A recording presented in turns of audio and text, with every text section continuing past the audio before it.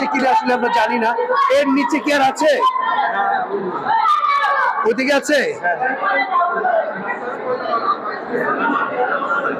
আমরা একটু ক্যামেরায় দেখাতে চাই।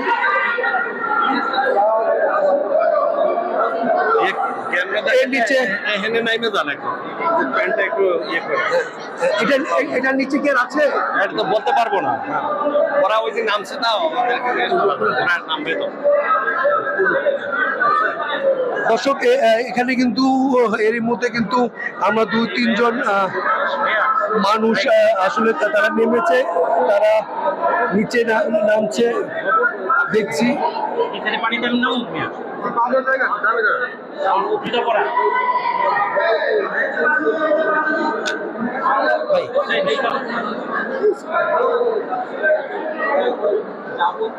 এটা সম্ভবত লিফটের জন্য যে দর্শক আপনারা দেখছেন এর মধ্যে কিন্তু যে আয়নাঘরের নামে যে গুঞ্জন চলছে যে ভবনটি নিয়ে ধানমন্ডি 32-এ, সেই ভবনের এরই মধ্যে কিন্তু আমরা দেখছি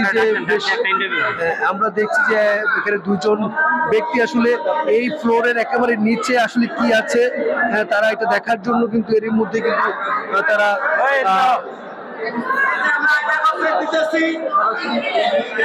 আসলে আয়নাঘর না, এটা বলে একটা আন্ডারগ্রাউন্ড, এটা লিফটের একটু খাল মানে গাতা। পানিটা অনেক ঠান্ডা, আমরা চেক দিতেছি নিচে সিঁড়ি আছে নাকি, আর নিচে যাওয়ার মতো কোনো জায়গা আছে নাকি।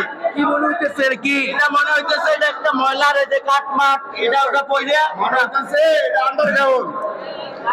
আয়নাঘর না, আয়নাঘর না, না না, এটা মনে হলো আয়নাঘর। মানুষ তো আয়নাঘর বলতেছে, এখন মানুষ বলতেছে, আমরাও তো বলতেছি, কিন্তু আমরা তো চেক দিতেছি আপনাদের জন্য। এই যে নিচটা কি খালি কাঠ বাড়াইতেছে, নিচে কি সব কাঠ টাকছে? কাঠ, এই বিল্ডিং এর কাঠ।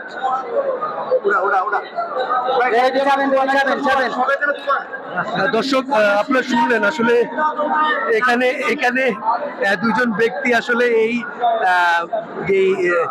বেসমেন্টের নিচে আরো কোনো বেসমেন্ট রয়েছে কিনা, যে আয়নাঘর, প্রকৃত আয়নাঘর খুঁজে পাওয়া যাবে।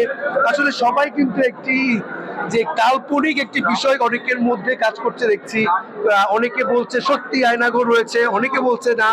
এই যে আমরা যে ব্যক্তিদের দেখছি পানিতে নেমেছে, ওনারা যে বলছেন যে আসলে এখানে এটা একটা বেসমেন্টের অংশ, এখানে নিচে এই ভবন তৈরি করার সময় যে বিভিন্ন যে কাঠ বা সেগুলো রাখা হয়েছে সেগুলো মূলত এই নিচে রয়েছে। তারা বলছে আসলে এখানে আয়নাঘর বলতে কিছু নাই।